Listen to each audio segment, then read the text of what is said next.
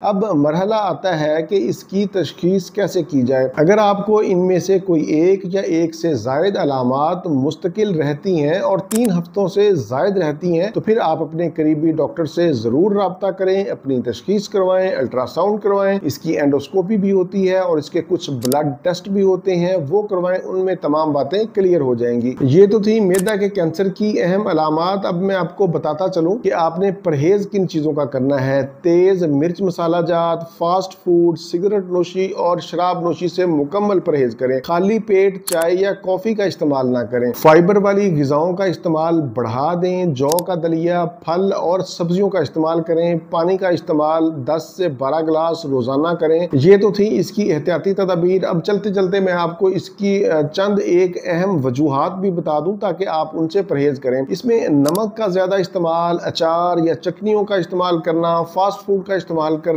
موٹاپا، اس کے علاوہ معدہ کا ایچ پائلوری ایک انفیکشن ہوتا ہے، اگر وہ پایا جاتا ہے تو اس سے بھی معدے کا کینسر ہو سکتا ہے اگر آپ اس کا علاج نہیں کرواتے۔ معدہ کے پرانے امراض یا پھر کچھ مریضوں میں یہ علامات وراثتی بھی ہوتی ہیں، لیکن آپ کو پریشان ہونے کی ضرورت نہیں ہے۔ اگر ابتدائی طور پر اس کی تشخیص ہو جاتی ہے تو یہ قابل علاج ہے۔